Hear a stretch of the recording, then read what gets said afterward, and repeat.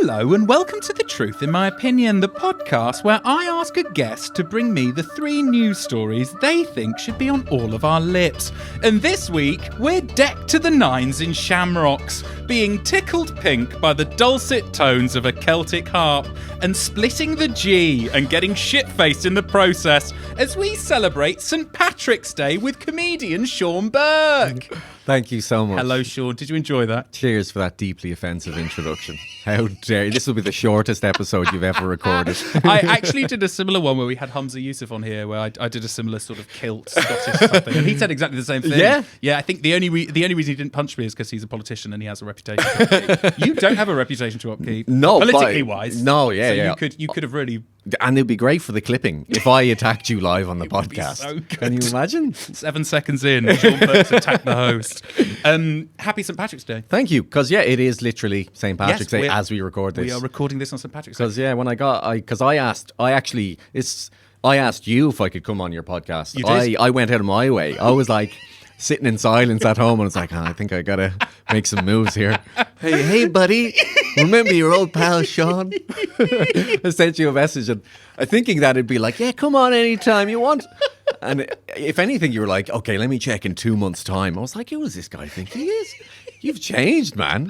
And then you were like, how about March 17th? And I was like, oh, Paddy's Day. Now Typecast again. Yeah, she said, how we do it on bleeding St. Patty's Day? And I was held back my rage because I need the clout so badly. Is it a big day in your calendar? You know what? Today, actually, for Irish comedians, generally St. Patrick's Day weekend is sort of Irish comedy Christmas because they often get booked for corporate gigs, for loads of stand-up gigs, and it's the same for gigging musicians as well. Oh, You'd be really? doing pub after pub after pub around London and like a couple of gigs a night. I've never done a corporate gig, but several times somebody's come out of the woodwork over the years and asked me if I'd be interested in doing one for St. Patrick's Day. But I've said no both times because they sound horrendous by all accounts. Well, I was wondering, to what extent St. Patrick's Day has sort of been co-opted by London alcoholics, basically. Everyone in London just wants to get shit-faced all the time. Has it been co-opted? Is it more unbearable in London? You know what? I to be honest, I generally don't really do anything for St. Patrick's Day, if I'm honest. I certainly don't go into town and I'm like, yes, here we are. I think I did enough of that as a youth in Dublin.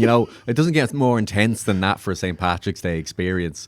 But in Dublin, obviously big parade. I think last weekend, Trafalgar Square is usually decked out for St. Patrick's Day, or the weekend beforehand. I had a few friends who were doing things there. But I'd say I'm happy for people to co-opt it, to get drunk. By all means, have a good time and associate it with us. Blame us.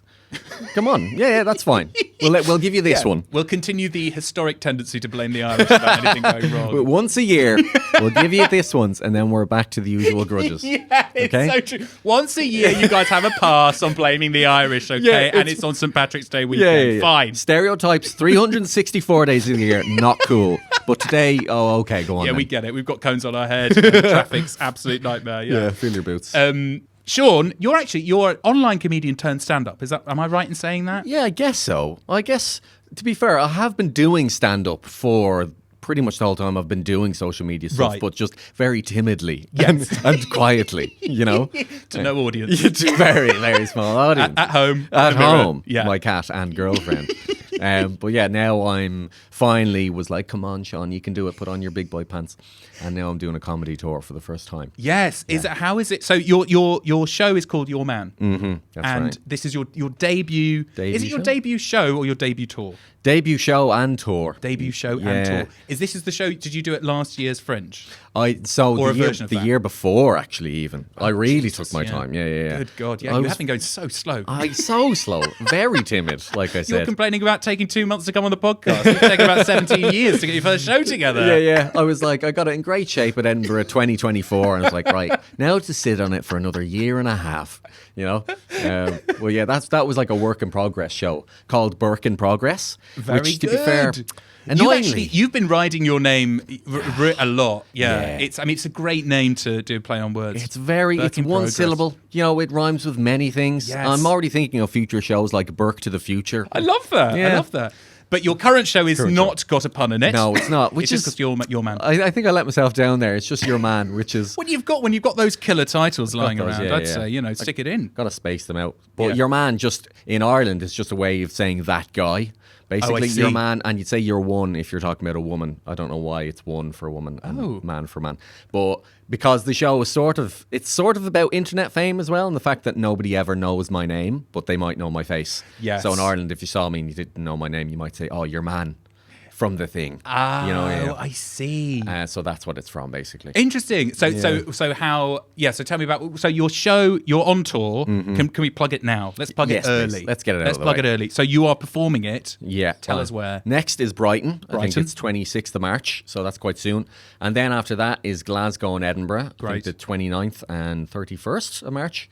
And then after that is Bristol, Cambridge, and Dublin, which is sold out, and then Belfast the day after that. God, so, you're going you're going to be exhausted. I am going to be very tired. That's very tired. They are nicely spaced out now. Well, I suppose like 7 years between each. Yeah, because I take my time. Classic Sean.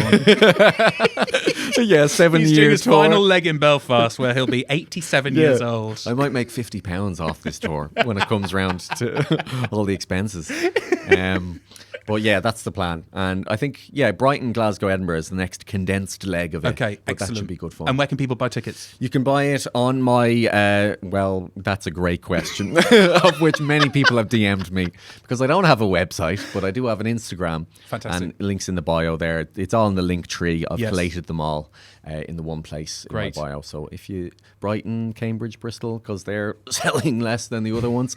But yeah, Come on, Brighton, Bristol. Yeah. You can do it. You're mad for it. You love creative stuff. Yeah, I bet you're all shit-faced on St. Patrick's Day. Yeah, Put exactly. your money where your mouth is and go and see an Irish comedian for once. Support us in a nice way, without the stereotypes.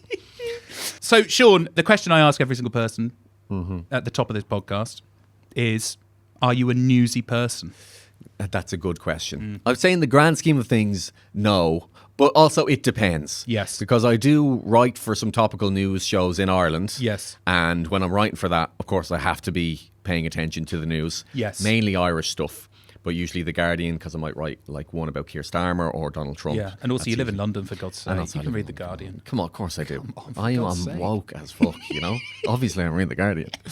But I go through phases of that. When I'm doing the series, it's like twice a year, and it's usually 12-week run, usually midweek. I just get my fill. But most of the time, I try not to be a newsy person. Interesting. I don't know if you've noticed this, but I found this very strange correlation where the more I keep up with the news, the worse I feel about it's so everything. Weird, that. It's so weird. Isn't that strange? That's so odd. Yeah. I think I've just become completely numb.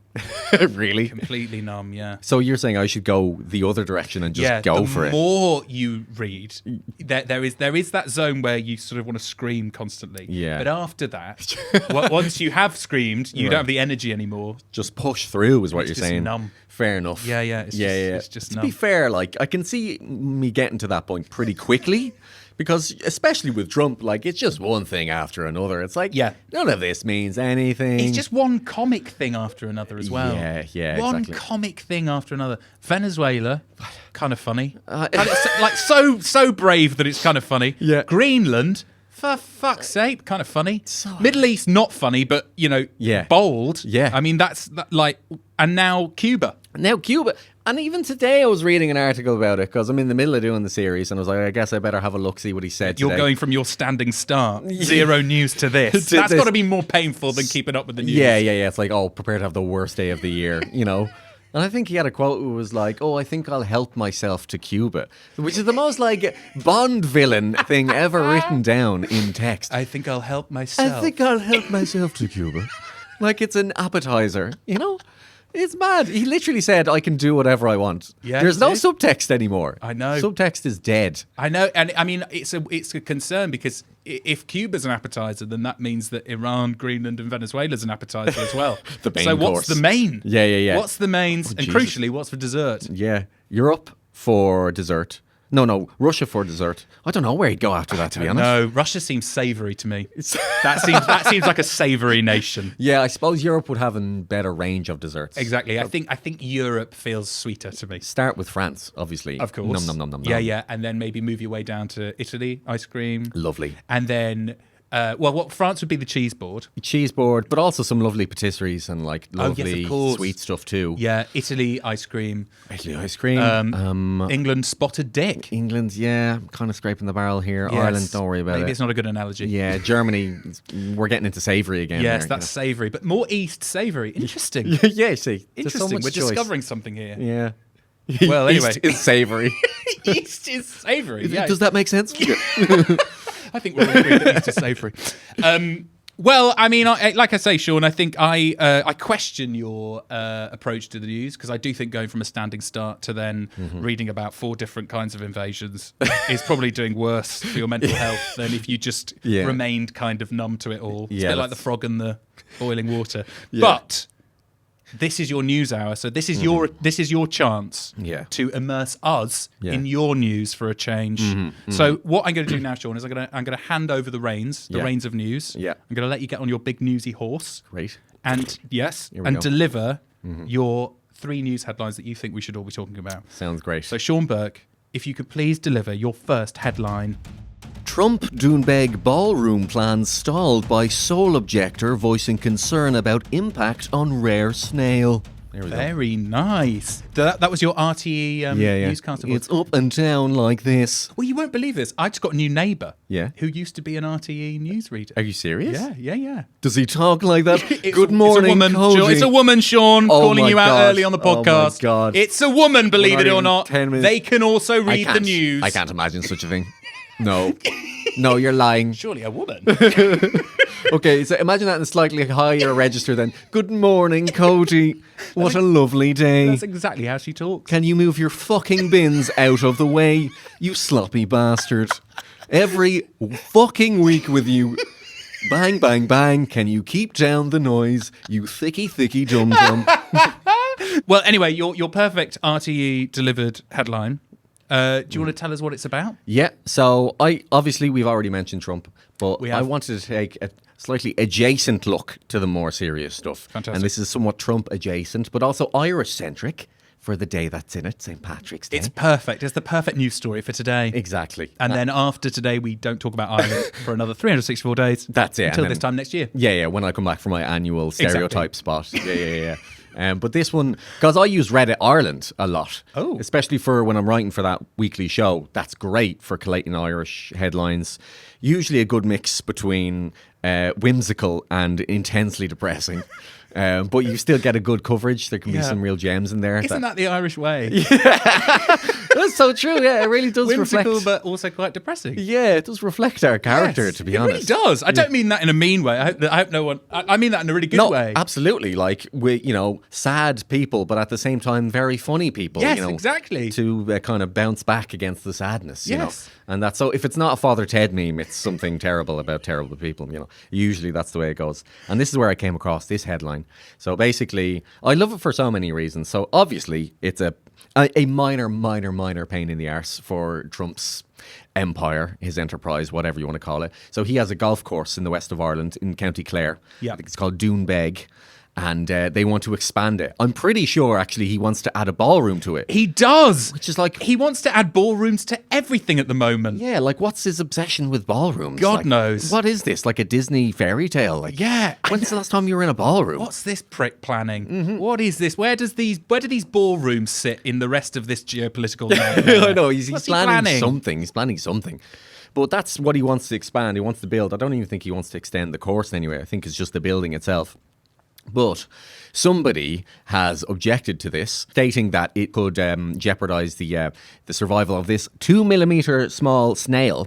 And the name, I think it was Vertigo angustior. I hope I'm not mispronouncing that for any snails listening. It is. That's incredible. Well done. And tiny snail. But I love the fact that, to be fair, like, as an ecologist-minded person, somewhat, I'm an armchair ecologist. I'm like, good for them. Yeah, you brought your magnifying glasses today.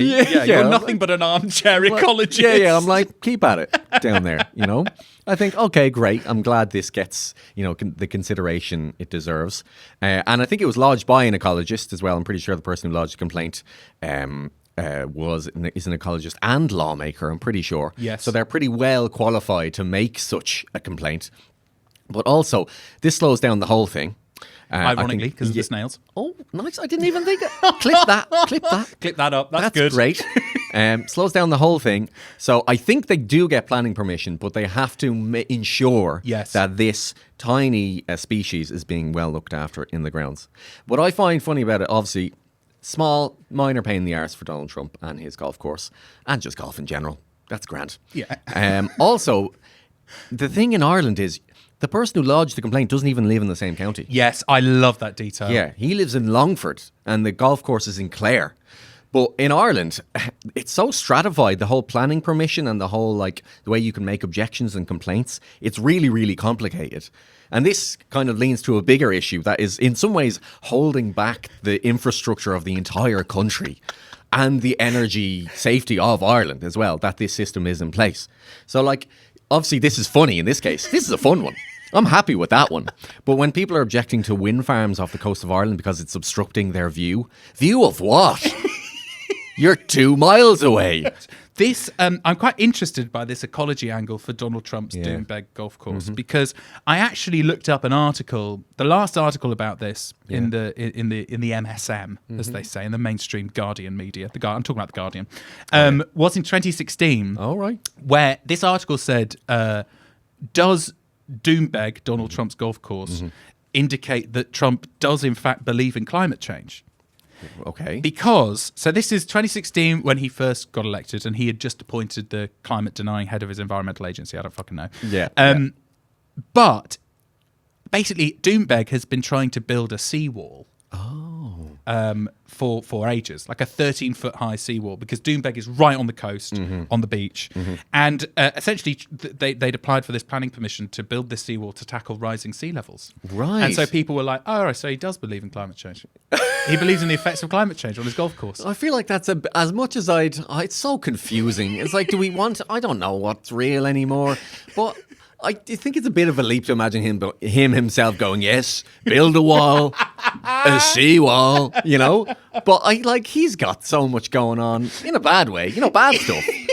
But I just can't imagine him sitting down and be like, right, let's sort this out, lads, Yeah, I'm sure it's probably someone who he employed who was like, fuck me, this beach is going, we've got to build a wall. Because at the end of the day, like, whatever your beliefs are, you still need to have engineers and architects to build stuff. Yeah. You can't just go, this isn't a flat earth scenario. You can't just go, no, I do know how to build a building. It won't work. Don't try. Yeah, I don't think Donald Trump was trying to build the wall personally. But they were saying that maybe he's not so much of a climate denier. Oh, gee, yeah, I guess. Have you been to Doonbeg? I haven't. No. I was quite astonished by because this article you sent, admittedly, was a slightly weird article because it was sort of it was obviously telling the story about this snail, but it was also sort of looped in with a bit of sort of PR promo for the new ballroom, and it was like, they spoke to someone at Doonbeg and they were like, we're going to be able to do a lot more weddings and functions, and I was like, who in Ireland is having their wedding at a Donald Trump building? Yes, this was my next point. Who is doing that? Like 15 years ago, if you were to go there, it'd be like, I think this is owned by the guy who does Apprentice in the US or something. And you'd be like, that's mildly interesting. Anyway, happy wedding, everyone. Now it's like, you definitely know what he's about. Yeah. No one's booking in there without being very sure in their beliefs. You know what I mean? There was like a detail in one of these stories about they hand out Guinness with Trump written on the top. There's no getting away from the fact that this complex belongs to Donald Trump. No, it's like, Trump, really? What's that mean? Yeah. Who's that? Was he? I think I saw something in the news in the past 8 years or He so. used to govern The Apprentice. He's done way more than that now. What's happened? I haven't looked at the news in 15 years. Oh, you tell me now on the day of my daughter's wedding. We've been through every step of this. Oh my God, the day of my daughter's wedding, I find out who Donald Trump is. God, imagine what an awful day that would be. Okay, thank you, Sean Burke. If you could please now deliver your second headline. Moscow's internet blackout sends sales of walkie-talkies, pagers and paper maps spiralling. So this one, again, kind of adjacent to a bigger story, which is, we're taking a sideways glance. We really are, yes. At the stories here. Yes, yeah. Not quite dead on, but askew. Yes. It's always like you're a comedian. Keeping it light. Yes, exactly. we're sort of dealing with the serious topics, but from a slightly humorous angle. Exactly. And that goes to this one as well, because I saw this, there's a BBC reporter, I think his name's like Steve Rosenberg, I think. Yes. I think he's like our man in Moscow, I think is the name of his reports. And they're actually quite interesting, because I see them pop up on my YouTube every now and then. Usually he's chatting to Russians about, what do you think of all this mad stuff going on, is generally the gist of it. And I'm always like worried for the Russian people. I'm like, should you be telling them what you think of it? Because shockingly, you think they'd all be like... some coordinates. Yeah. You'd think they'd all be looking around, panicked, going, yes, I love everything that is happening. Glory to Russia. And then running away. But no, they're quite candid and honest about it. Like, not too full on in their criticism of the war in Ukraine or anything, but like some of them they're like, a bit annoyed with it now, because they're like, I don't want to go in too hard. But anyway, I saw this one pop up from him there last week where he was saying that recently there has been some extended mobile phone data blackouts in Russia. So for, I think, a few weeks now. And no, there's no official explanation. The Kremlin, which is weird from them, Yeah, it's so weird. They're normally so communicative. I know, yeah. And really upfront and honest and, and positive about stuff. But they haven't explained it in any way. And so people are just like getting on with it, as they have been for the past few years. But now they've been forced to actually take proper action. People can't send emails out and about. They can't communicate in some ways. So as a result of this, people are going back to the older technology. People are buying walkie-talkies, which I think is mad. Do they not have a limited range? Like, can you not just call someone? I'm pretty sure landlines still work. Landlines still work. Yeah, so why are they buying walkie-talkies? Yes, also, how do you use a walkie-talkie in surely you can just talk to the other person? Or the frequencies must be a nightmare. Yeah, if everyone's buying walkie-talkies, and it must be awful. Just basically like a walkie-talkie version of a group chat now, because everyone's on the same frequency across Moscow. Like, what's up, any crack? And then the Russian WhatsApp. Yeah, it's just a load of people with walkie-talkies. Yeah. One at a time, please. Can I have some money for the stag, please? For fuck's sake. There's a show on this weekend. I really fancy it. So there's that. So that was slightly surprising. But like landlines going up, people buying more routers, because I think Wi-Fi still works, I think.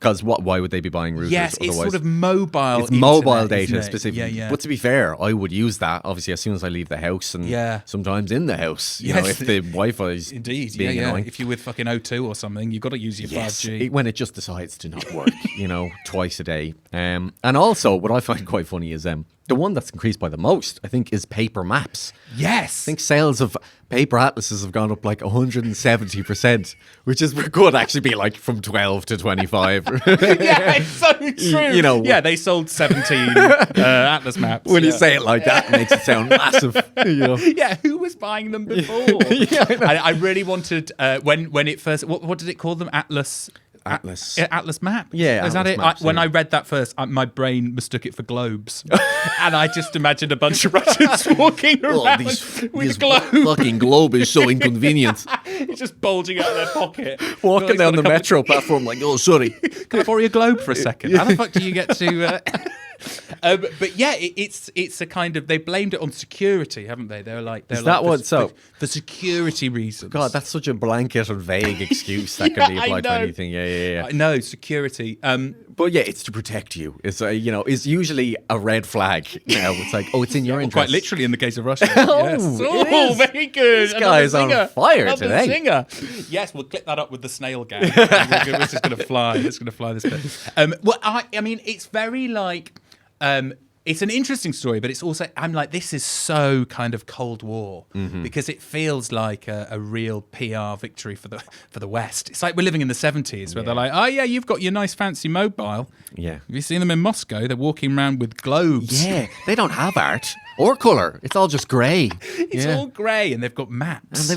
Yeah. Ugh, can you imagine? I don't think I would be. I think if they switched off mobile internet here, there's no point in me buying a map. I don't think I can use a map. No, they're so inconvenient. Especially the big, massive one. It would have to be massive if you want a proper detailed map. Yeah. I suppose you could get those pocket maps that, you know, you could kind of unfold and give you each section broken up. But even still, because my phone is conveniently tracking my every movement, which I love, data companies, it means that even when I'm going to the place, I can see the little dot. You know if you're there or not. Exactly. Yes, Whereas you a know if map, you're I'm there or like, I guess I'm on this road. Yes. I hope. The last time I used a map was when I went to New York, and I was immediately mugged. Did they take the map? They saw me with a map. Presumably because you look like the most cliche tourist of all time. Exactly. Well, guess where I was? Times Square, baby. I was in Times Square with my friend Joe, staring at a map, mugged. Obviously. Of course you're mugged. Put a big target on your chest, I know. why don't you? So that's my experience of maps. So I feel sorry for the people in Moscow who are currently using maps because they're getting mugged left, right and centre. Oh yeah, that was the other thing. Muggings have gone up 300% as well. Yeah, honestly. Well, actually, there was that detail in the story about the taxi drivers. Yeah. So there's no mobile data, which means there are now fake taxi drivers. Yeah, fake. There are fake taxis on the internet, Cody, if you know where to look. You salty dog. You saw a fake taxi driver. Yeah, it's a good name, that. You should use that for some sort of online. They're picking people up in fake taxis and having quite raucous sex with them in the back. And they filmed the whole thing. Awful stuff. Yeah, well, I bet the traffic to that channel is going up this week for sure. Although it can't because the internet. Oh, dear. Oh, yeah. What a shame. No, but you're right, yeah. I love the idea of someone just being like, what's that? The internet's off. I'm fucking getting in the car and driving around getting some money. Yeah, just go into a pawn shop, find a taxi sign, stick it to the roof. I'm going to start ferrying people around this city. Yeah. Do you want a lift? I mean, make a few quid on the side, I guess. mean, you can't knock that, can you? That is proper, like, get up and go. Yeah. To be fair, like, I mean, yeah, if you got the initiative and you really do just want to give somebody a lift, go on, go for it. Go for it. Yeah. Go for it. But also, what I find interesting about this angle as well, about this story, is that it's interesting to see how quickly people will just go back to the older technology. Yes. That, you know, because nowadays everybody often, it feels like more than ever, says, oh, I wish we could go back to more simpler times. We can. It turns out. If it all breaks, we'll just go back to maps and stuff. Yes. I mean, there's also that stuff about them. I think it's slightly more insidious because they're closing down Telegram, I think. Oh yes, which 93 million Russians use. It's like 76% of the population use Telegram to communicate. Crazy, but isn't that an evil social media site? I know. I mean, I don't use any of these, but isn't it like Signal and Telegram? Aren't they secret? I think because, like, I mean, if you just watch Louis Theroux's Manosphere, Inside the Manosphere, they all use Telegram, don't they? Yeah, that's where really shady stuff happens. Yeah. Somebody said, I think somebody was impersonating me on Telegram. You? Yeah. But somebody was saying, like, you haven't. Somebody then said to me, "Oh, you haven't made it on the internet until somebody starts impersonating you on Telegram to try to scam people." What would they say? They just set up a profile with your face and your name, and would send people a message like, "Hey, what's up? It's me, comedian Sean Burke. Can I have £50, please? I need it for a podcast. I don't know, something. Can I have £50? Eventually, I'm doing a tour of the UK that's going to take me 80 years."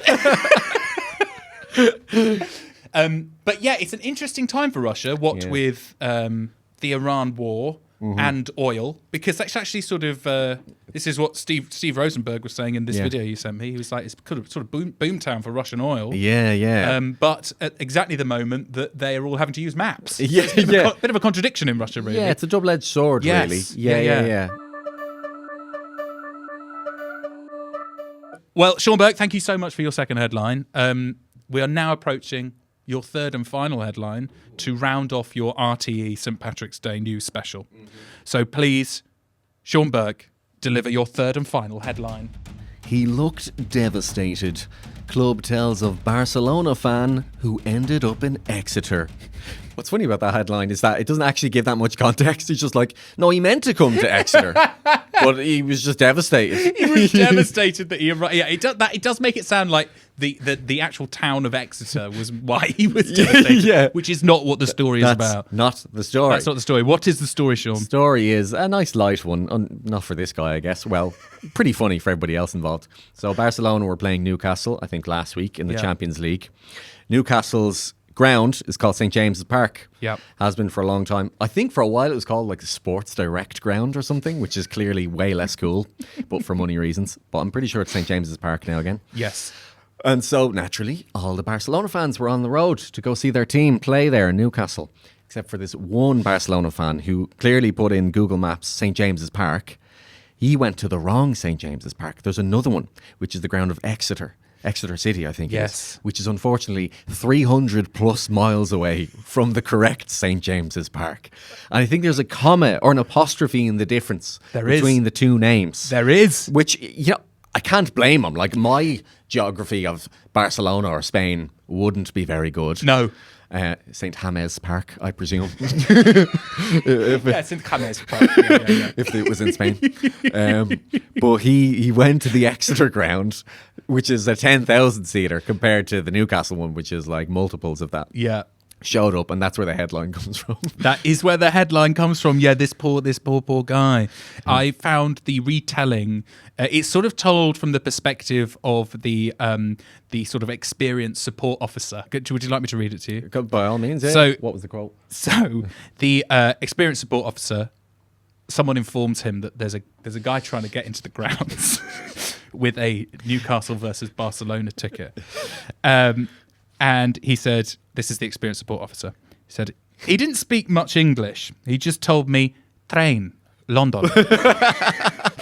We think he travelled down from London and just got off the train and walked straight up to the turnstile with his ticket and tried to use it. He told some of the supporters that his ticket cost £100. I told him, look, buddy, I'm going to get you a ticket to come in here tonight. You've still got to watch some football. I walked him up to the gate. I said, to be honest, mate, I'd rather watch... I walked him up to the gate and said, to be honest, mate, I'd rather watch Reece Cole anyway. Rather than Lamine Yamal, who apparently is the Barcelona superstar. Mm-hmm. Apologies for any pronunciation. But I don't think he understood a word of what I said. I laughed at that as well. That was quite funny. And then basically he said he this lovely experienced support officer gave him a front row seat, and he said, he's going to get a much better view of the football. Exeter City, I think, are in the third league, low league, much lower than the Championship. Yeah. Third league. The third I think that's one. a thing, the third one. So they gave him a lovely seat, and they said, there's also no VAR in this. So you might enjoy it a lot more. Again, he wasn't getting any of this. He wasn't getting any of it. He's devastated. He's crying. Doesn't speak a word of English. Train London. And then the experienced support officer left him there. And then when he checked back, he'd gone. Yeah, he clearly, out of sheer mortification and embarrassment, just left. Well, I mean, I feel like poor guy, but Yeah. I can imagine he left because he was like, I'm in the wrong place. Yeah. Which obviously he was. Yeah. And then I imagine him sort of being like, oh, well, the place I'm meant to be must be near. Yeah. Presumably it's down the road. Presumably, exactly. There must be some sort of mix-up with my Google Maps. Unfortunately, not, amigo. No. You're 300 miles A different section of the country a entirely. real different section. That is... The whole story is quite bittersweet. Everybody just feels bad for the guy. Yes. They go around various people, like your man, the officer there, and he's like, "Oh, I just felt bad for him. I gave him a ticket," trying to make jokes and stuff, and he's like, he didn't understand a word of it. And the fact that he just left, and but apparently there was like brands and stuff trying to Specsavers were trying to find him. Classic. And he could have made a bit of money on this. He could have made a bit of money. It was what no surprises. Opticians. Yeah. And opticians want to do a brand deal with I wonder him. what they were going to do with that one. Yes, and a betting company. And okay. Classic. The opticians one is fun though. The opticians one is funny. I do like Paddy that. Power wanted to make a fun sketch. Yeah, exactly. I don't classic know. Paddy Power. But yeah, the opticians one is great. Should have gone to Specsavers. I mean, if they had a camera gone to going St. James's around Park. Yeah. See, yes! They were like, yes, oh, it's a tap in. Exactly. Yeah, that would have been brilliant. But they couldn't find him. Yeah, well, they could conceivably just cast an actor to play the fan. Nobody knows what he looks like. That's a very good point. You know, and just have him be like shrug, be like, oh. Yeah, that's true. Just be like Train London. It's the Train London guy. His viral catchphrase. His viral catchphrase. He put on t-shirts and everything. Yes. St. James Train London. Yeah, that's the viral moment right there. But yeah, he was nowhere to be seen. But there is, did you read, there's one line in this article that like, some people don't believe him. I did see that as well. Some people think it's like a conspiracy. There's a conspiracy for bloody everything these Yes, days. a conspiracy by Exeter City to draw attention to their third league team. They just made up this fan. They made up a Barcelona fan. I mean, there are some questions. Yeah. There are some questions, which is, okay, well, I guess you just typed it into Google Maps and St. James Park from London to Exeter. Because that is the only bit of the story I struggle with. Because I'm like, there's putting in a destination Yeah. and then, like, going there quite easily. And then there's putting in a destination and then it being like a 3-hour train. And I guess it's probably a 3-hour train to Newcastle, but in a complete opposite direction. Do you know what I mean? There's not much checking on his part. Yeah, like You want to double check if you're traveling 3 hours somewhere. absolutely. And like when I think of me taking a journey, like I am so paranoid every single time, Yes. even if it's a journey I've taken many times before. Yes. I'm so careful. Like, Yeah, I city map my way around my own house. I'm such a nervous traveller. I know, yeah. How do I get to the kitchen again? Yeah, I don't yeah. understand. The idea of being that there are people out there who are so laissez-faire, so chill and relaxed Yeah. about anything, that they could go to the wrong stadium 300 miles away. Yeah, Just although- is mind-boggling to me. It's very Barcelona, If it's though, true, isn't it? it's very Barcelona. It's Just very laid back people. Barcelona. They're like, Yes. whatever, train London, who cares? Yeah, Life goes train on. London, yeah. Also, it does remind me, I'm pretty sure some fans, now it could be vice versa, but either they meant to go to Bucharest and they went to Budapest, or they meant to go to Budapest and they went to Bucharest. I'm pretty sure this happened in the last few years as well, also for a football-related reason. Oh, I see. Yeah, so- with these English fans. I don't know, they might have been Irish, in fact. Okay, another Irish story. Yeah, I know astoundingly little about this story. I didn't prepare this Okay, one. that's very... Yeah, okay, we've hit a wall with that one. Yeah. But I do wonder, like, Train London... Yeah. Like, I can imagine the poor bastard's gone to, like, King's Cross, and he's like, Train London? Yeah, yeah, And the yeah. guy's gone, yeah, mate, whatever. Yeah, yeah, And you're he's in got on London. the fucking train to These- Exeter. These are the trains, what you want. Yeah, Same. I mean, I do feel sorry. They suspected he maybe left the stadium. Well, I think that the two theories are to wallow.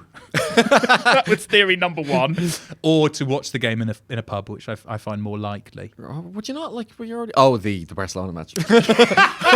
What, you thought he left his front row seat at Exeter City to go to a pub to watch that Yeah, game? he's just like, no, this feels- I'm starting to think this guy is sort of inviting all of this catastrophe. If that's what he's doing, This seat is too good. I want to be in a. I want some VAR. Yeah, in a pub with a carpet, please. Yeah, I don't know what this guy wants. What does he want? Are you a footy fan? I am, yeah. You Yeah, are? I am. Yeah, I'm an Arsenal fan. You are an Arsenal fan. Interesting. Yeah. How long have you been? Are you born and bred? No, I see how it works in Ireland is people just sort of pick a club at some stage because, of course, they have no geographical attachment. Although course that's the not. case for plenty of English people. I know that for sure. Oh, as well. definitely. Yeah. A lot of Manchester United fans in London, strangely enough, you know what I mean? But when I was like 10 or 11, I went to watch the FA Cup final in a pub. In Exeter, no. In a pub with my You were dad. meant to be in Newcastle. Yeah. But it was Arsenal against Chelsea and Arsenal won, and I was like, oh, that'll do. I'll just follow them. Oh, I see. And okay. then you're locked in for life now. Interesting. I've always because I'm not huge into footy, and I've always struggled with that picking a team thing. Like Yeah. I feel like I'd obviously be more into football if I had a team, but I like don't have any connection to these areas. But like what you're saying is it doesn't really work. Like Really, I guess you can just build a connection with the fan base itself. Yeah. Especially with the bigger clubs, would be quite global nowadays, you know. Yeah. So and a lot of people in Ireland would support clubs like Liverpool and United historically, but like a Interesting. lot of Arsenal fans now. And to be fair, I actually did live in Finsbury Park, not far from Yes, Highbury, from the Arsenal. old ground Yeah. for a couple of years. But it's what I would recommend. It's very useful, even just it's like a silver bullet for small talk. You know, for blokes. Well, I wonder whether this is why football's so popular. I think it is. Honestly, if you're in a taxi, you're getting your hair cut. Those two in particular. Yes. Bring up football, and that's a good 40 minutes. I find it quite disturbing. Really? Hearing men discuss football. Yeah. Because I recently went to Sweden, and me and my girlfriend were in a queue to get passport control to go through, and Brexit, fucking waiting their ages. And there was a group of guys behind us talking about football. Yeah. For the whole time we were in the queue. Oh, yeah. And I was like, there's just something about it where I'm like, what are you really trying to say? What are you really trying to say, boys? Like, why are you talking about that goal with all of the emotion that you should be talking about raising your child or something? I'm like, Yeah. what's the undertone? But maybe Yeah. it's just the love of football. I don't know. I think it's just a good outlet, basically. What Because I'm saying is men's mental health is because of football. it's because of football. I'm saying it's not doing it any favours. Oh yeah, it's bad. It's very bad. Don't get into football. I know I was talking about the benefits of small talk and stuff, but it's not worth it. Like No. and even now where I actually haven't been to a match. I went to a match maybe like 2 years ago. I've been to like 3 or 4 since I moved to London. I'm not as invested as I was when I was a teenager. But it Interesting. still ruins my day if they lose. Really? And this is just absurd. Absurd. I have so little control over this. I'm not even there. I know. I'm not even watching it. I'm still annoyed. Most people don't even know I'm interested in football. Who like Arsenal certainly does. They're Why not do you getting any care? of my money. But like, it still annoys me to the degree where I'm like, because they're doing quite well this season, Yes, they're top they of are. the league, and I'm like, I did say this to my girlfriend, and I don't know, maybe I'll hold out to it. But if they win the league, I think I'll just leave it there. Because Oh, it's you been think like you'll 20. hang up your boots. Yeah. For my metaphorical boots, yeah. Because it's been like 2 decades plus since they won the league, and I was supporting them then when they did that Oh, I the see. last time. There's a nice circularity. Exactly. I Yeah. think I might just leave it there. Yeah, I you know. call bullshit on that. There's Yeah, no way you're gonna yeah, be able we'll to do see. that. But Sean, do you think would you have reacted in the way that this Barcelona player reacted? If you had gone to see your beloved Arsenal, you realise you travelled 300 miles in the wrong direction, and then a lovely experienced support officer said, "Do you know what, mate? I'd rather see Reece Cole." Whoever that is, instead of, I don't know who Arsenal strikers are, but instead of them, do you think you'd sit there and watch the third league game, or would you have? Honestly, I think I'd be like having a breakdown because You would? I've lived in England for a decade now. Like, what happened to go so badly wrong that I ended up in Exeter, which I live in London. Arsenal play in London. Why has Sean lost all his vocabulary? He keeps saying train London. He speaks English. Poor lad didn't understand a word I said, even though I definitely heard him speaking English. Yeah, he had some weird Spanish accent. I think he said he was from Dublin. Yeah. I hope he's found his way home, for fuck's sake. hope from so, Exeter. Jesus. I mean, Jesus, he might still be bumbling around somewhere. Train Barcelona, Yeah. please. Train to Barcelona. Yeah, he'll end up in Russia. Well, Sean Burke, thank you so much for such a wonderful news hour. Your show, again, your man, Yep. you're touring. Yes. Brighton, Bristol, and somewhere else are up next. Yeah. Brighton next. Glasgow, then Edinburgh. Glasgow, Edinburgh. So that's the next 3. Great. And then Bristol and Cambridge in the middle of April Fantastic. as well. And yeah, we love to see people there. It's a stand-up show. There's one song in it. Oh. And there's some visual gags. Oh, as well to fantastic. keep people interested. Lovely. But yeah. And they can follow you at Sean Burke Show At Sean Burke Show. That's me. on Instagram and TikTok. And TikTok if you Where- like. Yes, if you like. If you like, If you so honestly. wish. I put things on TikTok and I move on. I have no control. I don't understand. Oh, brilliant. Well, Sean, thank you so much for joining us. Thanks for having me. You've been listening to The Truth in My Opinion. This week's guest was Sean Burke, and I've been Cody Darla. And if you'd like to hear more from Sean, then you can hear his bonus 4th headline over on Patreon. Just search The Truth in My Opinion podcast and sign up.